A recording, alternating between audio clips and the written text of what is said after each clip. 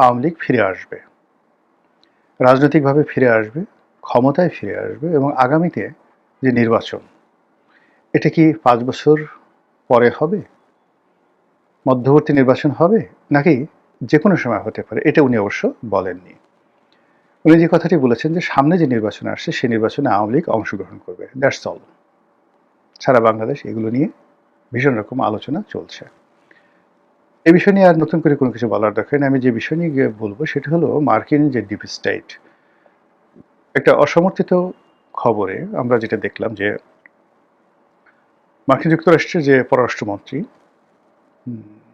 বা প্রতিরক্ষা বাণিজ্য মন্ত্রী কে একজন যেন, মার্কো রুবিও সম্ভবত, উনি সম্প্রতি ভারত সফর করেছেন।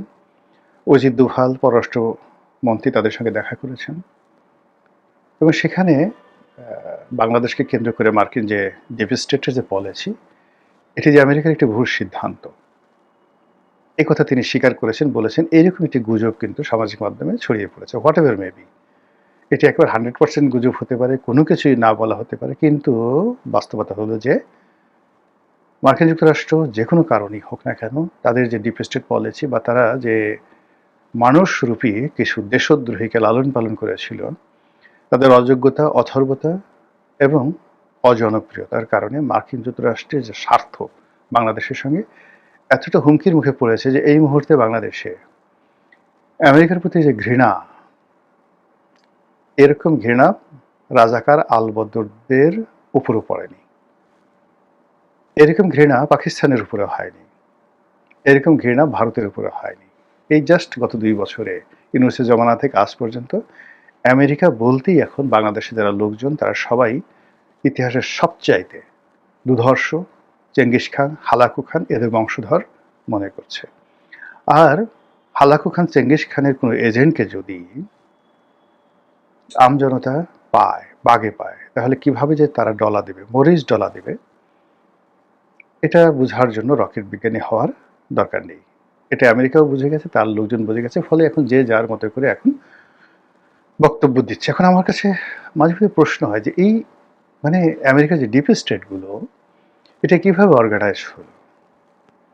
আপনি লক্ষ্য করেন যে ডেইলি স্টার এবং প্রথম আলো, আমার কাছে যেটা মনে হচ্ছে যে এই দুটো পত্রিকা এবং এই দুটো পত্রিকার মালিক পক্ষ এবং সম্পাদক, তারা এই বাংলাদেশে অনেক কিছুরই নাটের গুরু।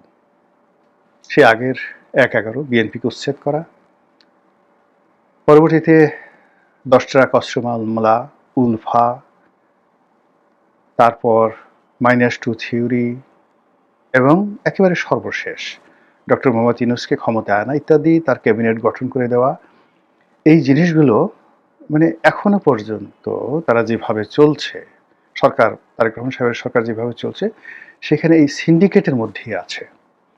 আচ্ছা, খোলামেলা করে আপনি বলেন তো, আসিফ নজরুল সাহেব ধরেন ঢাকা বিশ্ববিদ্যালয়ের পরিচিত মুখ, তার কথা বাদ দিলাম, তার এখানে যে উপদেষ্টা হওয়া, আইনের অধ্যাপক, তিনি আইনমন্ত্রী হলেন। সংযোগ কি, প্রথম আলোতে তিনি নিয়মিত কলাম লিখতেন এবং এই গ্রুপটির সঙ্গে তার দীর্ঘদিনের সম্পর্ক এবং তার বইপত্র প্রথম আলো থেকে প্রকাশিত হয়।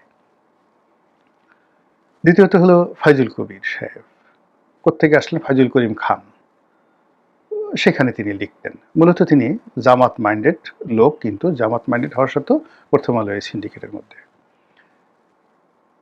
সিপিডির দেবপ্রিয় ভট্টাচার্য, বদিউল আলম মজুমদার, ইফতেখার সাহেব, যারা ট্রান্সপারেন্সি ইন্টারন্যাশনাল, এরা সবাই এই প্রথম আলো গ্রুপের সাথে জড়িত।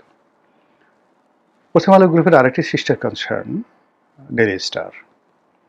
তো এই ডেইলি স্টার থেকে যারা সাংবাদিক থেকে শুরু করে অন্যান্য যারা আছেন, তাদের একটা বিরাট অংশ ইউনূস সরকারের মধ্যে একীভূত হয়ে গেল।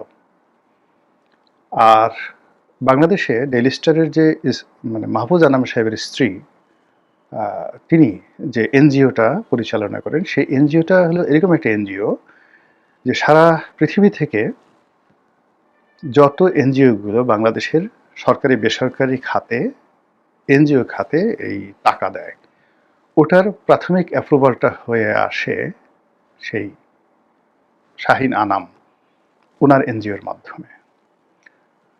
তারপর প্রথম আলোর আরেকজন মানে প্রভাবশালী সাংবাদিক আনিসুল হক, যিনি শেখ হাসিনার সঙ্গে যার খুব ভালো সম্পর্ক ছিল, আবার তার স্ত্রী মার্কিন দূতাবাসের খুব প্রভাবশালী কর্মকর্তা। তো এই সময়টাতে আপনি গিয়ে দেখেন যে যারা যারা ডক্টর মোহাম্মদ ইউনূসের ক্যাবিনেটে ছিলেন, এবং ইনক্লুডিং ডক্টর ইউনূস, গত 10, 15, 20 বছর ধরে এদেরকে প্রথম আলো, ডেইলি স্টার এরা প্রমোট করছে, এবং এরা বাংলাদেশের নায়ক মহানায়ক, এদের বাইরে কোনো পাণ্ডিত্য নেই, এবং তারাই রাষ্ট্র ক্ষমতায় বসলো।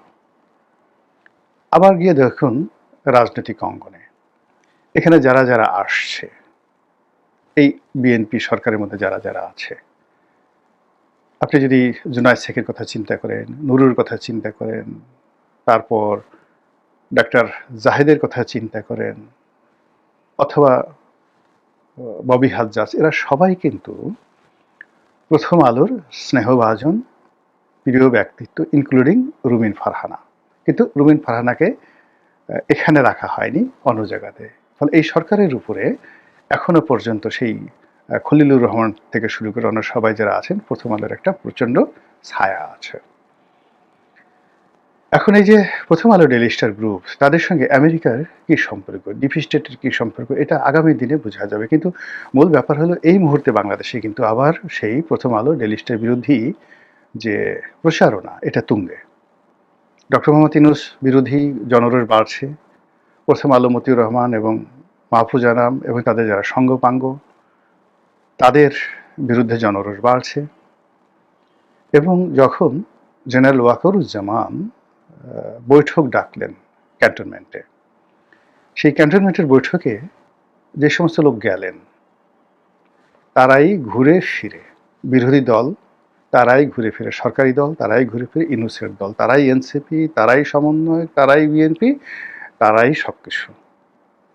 এবং একই মানে অনেকগুলো রসুন থাকে, সেই রসুনের গুলো কোয়া থাকে একটা, এরকম একটা পরিবেশ পরিস্থিতি আমরা গত 2 বছর ধরে দেখছি। কিন্তু চক্রান্ত যতই শক্তিশালী হোক বা পিছনে আমেরিকার যতই অর্থ থাকুক, বৃত্ত থাকুক, কিন্তু 18 কোটি মানুষকে মুগ্ধ করার, তাদেরকে নেতৃত্ব দেওয়ার যে একটা বিশেষ ম্যাগনেটিক পাওয়ার থাকে বা লাগে, এই ম্যাগনেটিক পাওয়ার যাদের আছে তারা কখনো দালালি করে না, তারা কখনো সেবাদাস হয় না, তাদের কখনো কারো কৃতদাস হতে হয় না। আবার অন্যদিকে যত বৃহৎ শক্তি আপনি হন, সেটা চেঙ্গিস খান, হালাকু খান, কিংবা ধরুন তৈমুর লং, নাদের শাহ, এরা সবাই সারা পৃথিবীর তছনছ করা মানুষ। আপনি এদের দক্ষিণ হস্ত হন, এদের দালাল হন, এদের কৃতদাস হন, কিন্তু আপনার যত কিছু হোক না কেন, আপনি কোনো অবস্থাতেই 18 কোটি মানুষের নেতা হতে পারবেন না, তাদেরকে পরিচালনা করতে পারবেন না, বা তাদের প্রিয়জন হতে পারবেন না। তাদের প্রিয়জন হওয়ার জন্য you might be a slave, just like Qutbuddin Aibak, Iltutmish, Ghiyasuddin Balban, ওনারা সবাই দাস ছিলেন। কিন্তু তাদের একটা গ্রেট মাইন্ড ছিল, অসাধারণ একটা মন ছিল, সততা ছিল, অসাধারণ পাণ্ডিত্য ছিল এবং সততা ছিল, ধর্মপরায়ণতা ছিল। ফলে তারা দিল্লির সিংহাসনে বসে যে ইতিহাস তৈরি করে গেছেন, সেই ইতিহাস পৃথিবী আর কেউ তৈরি করতে পারেনি। তো কাজেই কৃতদাস হয়ে অনেক সময় সম্রাট হওয়া যায়, আর অনেক সময় সম্রাট হয়েও কৃতদাস হয়ে যায়। তো সেই অবস্থায় বাংলাদেশে যারা মীর জাফর, বাংলাদেশে যারা রাজবল্লভ, রায়দুর্লভ, কিংবা ধরুন ঘসেটি বেগম, যারাই এই আমেরিকার টাকা খেয়েছেন, আমেরিকার পক্ষে দেশ বিক্রি করার চেষ্টা করেছেন, সারা বাংলাদেশ তাদের বিরুদ্ধে ফুঁসে উঠেছে। প্রকৃতি কাঁপছে, মাটি কাঁপছে, বাতাস শস্য করে আওয়াজ করছে, বনের পাখিরা তাদের নাম বলে দিচ্ছে, এরা আমেরিকার দালাল। আর তার প্রেক্ষিতে বহু মানুষের মধ্যে যে ভয় এবং আতঙ্ক তৈরি হয়েছে, বহু মানুষের মধ্যে সত্য কথা বলার প্রবণতা তৈরি হয়েছে, এবং বহু মানুষ নিজেদেরকে ওই চক্র থেকে বের করার জন্য রীতিমতো পাগল পারা হয়ে পড়েছেন। এবং তারই প্রেক্ষিতে হয়তো জনাব তৌহিদ এই কথা বলে থাকতে পারেন। আসসালামু আলাইকুম রহমতুল্লাহি ওয়া বারাকাতুহু।